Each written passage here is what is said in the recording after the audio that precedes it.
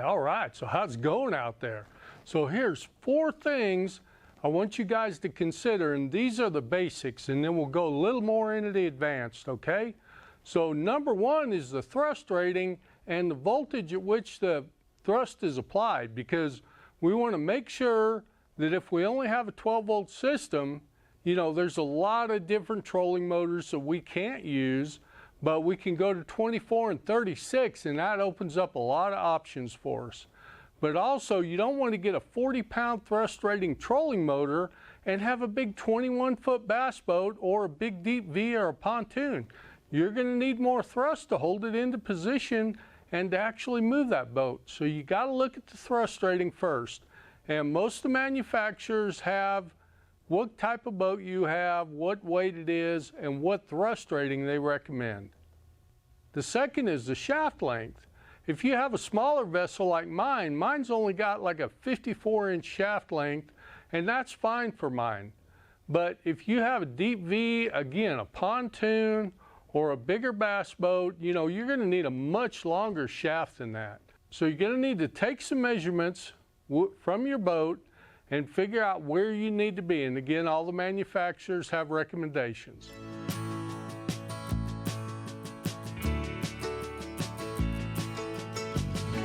Another thing to look at is how the trolling motor deploys or goes into the water, because that makes a lot of difference in how quickly you can get the trolling motor in the water and how much space it's going to take, along with how easily it's going to mount to your vessel. If you have a scissor type, which has a rope, and it goes into water real fast, so you can get it deployed in there, but because of that, it takes up more deck space and it has to have more surface area to attach to your boat. Now the pivot style, which is the kind I have and the type you would probably need on a deep V or a center console or something like that, it has a smaller footprint, so it doesn't take up near as much space, and it's pretty easy to mount, but it takes a little longer to deploy. So, you know, you got to figure out what you actually want on your boat and what's going to fit best for you. So up to a few years back, Garmin users didn't have the option of having a trolling motor that would connect or had capabilities to network with their chart plotters. But Garmin came out with the Force trolling motor, and that was a great upgrade and gave them some options. But it was a big trolling motor. It had very few options. It only came in a scissor type, and you know, it was big. It was, you know, way too big for my boat, so I didn't even look at getting one. So one of the biggest advanced features in trolling motors is a brushless or a brush type motor. So over time, a brush type motor is going to get a little jerky, it's going to get a little noisy. It utilizes sliding carbon brushes to make contact with the collector surface that makes the motor turn. And over time, of course, that carbon dust gets built up and gets caked on things, and the collector surface gets real dirty and needs to be taken apart and cleaned every once in a while. So they're a little higher maintenance than a brushless type motor. So a brushless motor utilizes a direct connection to the motor parts, so there's less moving parts, no sliding carbon brushes, and no spring tension to actually make the contact with the motor to get the electrical to the motor. So for that reason, you're going to get a lot quieter, a lot smoother, more reliable trolling motor.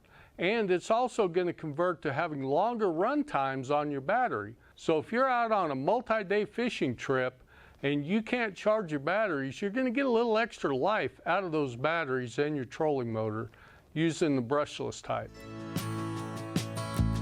So now let's talk about network capabilities with your chart plotter. So wouldn't it be nice after you mark a waypoint to not have to jump up on the bow and use the foot control to try to maneuver yourself into position to that waypoint? You know, it'd be really nice to just go ahead and select that waypoint on your chart plotter and tell your trolling motor to go to it. And then you wouldn't have to worry about, you know, that little boat icon and how many feet away you are. You could go ahead and set that all up. Or you could set a route. And that would be really handy just for running along a bank or something like that. You know, you could do that right from your chart plotter. But unfortunately, the manufacturers of the trolling motors aren't all compatible with all the different chart plotters. So for instance, and these probably aren't all of them, you know, Minn Kota will communicate with Humminbird, and they have some real advanced features. They can even follow a depth contour, which is really exciting. You have Motor Guide, which will communicate with a Lowrance or a Simrad, and I'm not sure the makes and models and which ones will and won't. That's the same with all of these. And of course, Lowrance, they came out with their trolling motor, the Ghost, which is a brushless type, really quiet. I've been around the Ghost. They seem to be a really great trolling motor. And Garmin came out with the new Force a few years ago, and now came out with the Kraken, and both of those will wirelessly communicate with your chart plotter. So those are real good features to have. So one of the other problems that a lot of us have with our trolling motors is the screen interference. When you get on your trolling motor and you start going through the water, you get all those lines that come up and interference on your screen. So even if you're using a ferrite bead on your transducer cable, that can be a problem. But there are two main reasons for screen interference. The first one is power wiring. You just want to make sure you're not coming off your trolling motor battery to power up your chart plotter. And you don't want to run the chart plotter power wiring all the way parallel through the hole with the trolling motor power wiring, because it'll pick up interference. You can cross the cables, especially where you're coming out of the bow of the motor. It's okay, but you just don't want to run all the way down the length of the hull of the boat with those two power connection wires running parallel with each other. Okay, the second type comes through your transducer cable, and it's more RF interference from the pulse width modulation. And most trolling motors use that technology to control the speed of the trolling motor. Now there are some older style which just use switches and don't use the technology of pulse width modulation, but those are getting fewer and fewer as time goes along. And the other thing I've noticed with my brush type motors is time goes on in between maintenance intervals, the interference seems to get a little worse. You know, as the motor starts to get a little jerkier and a little noisier, you know, maybe because it's having to work a little bit harder, that screen interference gets a little worse, and then I can clean everything up and it seems to get a little better. Although it never goes away in my particular application, I've always got a little bit of screen noise. And it also depends on the speed at which I'm going. So I've kind of figured that out, that there's a couple of sweet spots in that speed range where I don't get as much interference. But the brushless type motors have all but eliminated that screen interference coming through your transducer cable. Now it's not going to do anything for your power wiring. If you don't have your power wiring installed correctly, you're still going to get that screen interference. But just getting rid of the pulse width modulation RF interference, wow, I said that without stumbling, you can get rid of or eliminate almost all of that with a brushless type motor. All right, so let's talk about deployment methods and deck space, because those are two big things when you're trying to consider which style of trolling motor to go ahead and purchase. First is the regular scissor style, which you guys have probably seen people, you know, they grab a rope and they flip it out in the water, and then when they get ready, they grab the rope and they flip it back in. It's very quick, very efficient, and a lot of anglers who move around a lot, or bass fishermen who are really just, you know, quickly moving from spot to spot, really like that scissor type. but it does require a lot of unusable space on the deck to mount it, because that deployment method has a much larger footprint for mounting than does a regular pivot style. And for that reason, you have to have a pretty big deck. And that's one of the reasons on my small boat that I went with a pivot style, was because I wanted to be able to utilize more of the deck. Now, don't get me wrong, when the motor's stowed or out of the water, they both take up a lot of room on your deck. But when they're deployed, you don't have all that extra mounting, and you don't have all that extra mounting surface still blocking part of your deck with the pivot style, because the pivot style just has a short mounting surface. And for that reason, the regular scissor type is not very friendly for your deep V, center consoles, smaller deck boats, or boats that have a sunken deck, because there's just not that much space to mount that longer base. So those are things to consider. Now, like I mentioned, a pivot style takes up the same amount of space when the motor is stowed or out of the water, but roll it back in the water and you have a lot more room, and you can securely mount it in a smaller footprint on your bows. So if you don't have a big extended bow that you can get all those different fasteners in, you know, you're probably going to want to look at the pivot style. Now, the pivot style is not going to be as efficient when you go to deploy it or to bring it back up and stow it, because normally you've got a lever and you've got to reach up and wrestle it around a little bit, although it's not bad, and they have assist springs to help get that motor out and get it in the water. So it's not bad at all, but it's not quite as quick and efficient as the other style. Now, a couple of disadvantages are transducer cable routing. So if you're going to take and mount a transducer on the bottom of your motor with the pivot style, you've got to get kind of creative. And I did a video on that where I used a rod sock and wrapped it around the shaft of the trolling motor, and that works out pretty good. But still, you're taking a chance of damaging the cable of a $400 to $600 transducer. Yeah, it's not the greatest solution in the world. And the other one that's pretty big that I personally didn't take into consideration when I first bought mine was that it sticks out over your bow. So if you have a custom fitted cover for your boat, you only got a couple of choices. One is to buy a quick release plate, and they also make some plates that will just scoot back and scoot forward so that when you're putting your cover on, you can scoot them back. The other option is to cut your cover and modify it. Or I have seen some covers that come with an extra pocket just for that. And that's mainly on your deep V style boats that come with that. So pay attention to that. That is kind of a big deal when you're talking about your boat cover. And you may have to purchase the additional hardware in order to not have to go ahead and modify your existing boat cover. Now, one of the biggest disadvantages, probably the biggest for me to a scissor type other than the deck space, is that rope. The ropes do break once in a while, not very often, but they do break once in a while, so you got to replace those, and they get tangled up in things. Most of them come where you can, a little handle where you snap it in, but you know, when you're jumping around from spot to spot and you throw that out and you forget to go ahead and stow that rope, it can get tangled up in your rods and lures and other things. So I just personally don't like having any rope on the deck of my boat where a lure can get snagged up into it.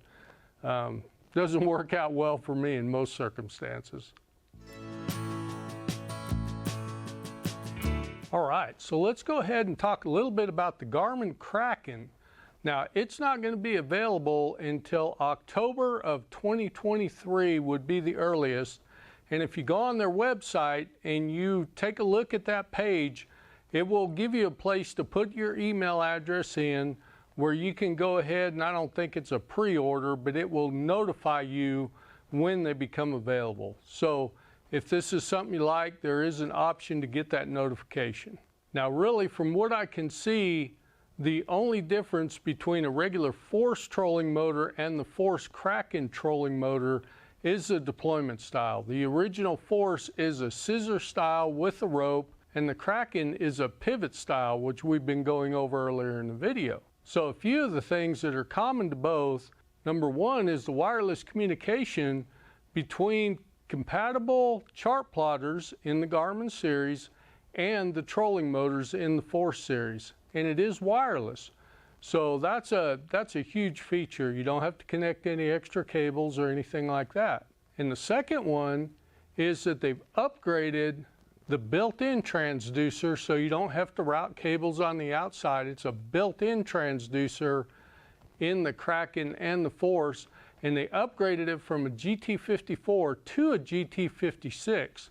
Now for me personally, that's not as big an advantage because the side view and clear view, I don't like using that on a trolling motor where the motor's twisting and turning. I live in a pretty windy area, so it's very seldom I'm just going in a straight line. And clear view and side view both, they like clear, straight, and level, which is normally not your trolling motor. And if you're wanting a little more information on that, there is a video up here where I go over kind of the sonar cones and the different cones depending on which sonar screen you're looking at. It's a pretty interesting video if you hadn't seen it already. Now along with that, you guys are probably asking, well, what about my live scope? You know, I got a live scope transducer on the outside. Well, Garmin covered that. From what I can read on the website, remember, I don't have my hands on one of these yet, is the transducer cable along with the GT56 transducer cable is going to go through the shaft down into the motor area. Now there is additional hardware required to connect the live scope up to the Garmin Kraken trolling motor, but it will be available for purchase when you get ready to do that. So you're not going to have cables or rod socks or however you routed your cables. You get rid of all that. It goes right down into the shaft of the motor and you never see it. And another Garmin feature is the multi-band GPS antenna. So it utilizes both 5 Hertz and 10 Hertz for greater accuracy on your GPS signals. So that's a pretty good upgrade. And they also moved the antenna for the GPS from where they had it mounted in the base. They went ahead and moved it into the head of the trolling motor so it has an unobstructed path to the satellites, so it doesn't get blocked by the trolling motor or different things. I guess that was a problem in the original Force design, so they went ahead and changed that in this new design coming out this year. Now one thing the Force series does have, it has best-in-class thrust. So you either get 80 pounds of thrust or 100 pounds of thrust depending on the voltage you connect it to. And you can connect the Force trolling motor to either a 24-volt battery or a 36-volt battery, depending on how you're equipped. There is no 12-volt option. There is no 12-volt option. So if you do have a 12-volt trolling motor right now and you want to upgrade, you're going to need to add a second battery or get a single battery that's a 24-volt output.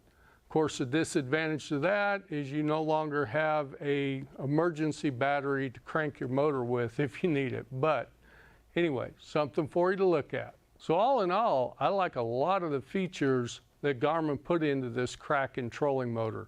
And when I talked to product support about it, because when I read it on the news release, I said, oh, I've got to call these guys and see what this is all about. The support specialist said, you know, we haven't even got our hands on one yet. So again, won't be available until October of 2023, but it looks like it just could be your next trolling motor. We'll see. Should be pretty good. So I hope you've got some good information out of this video. And as always, keep calm and hook 'em, and we'll see you on the next video.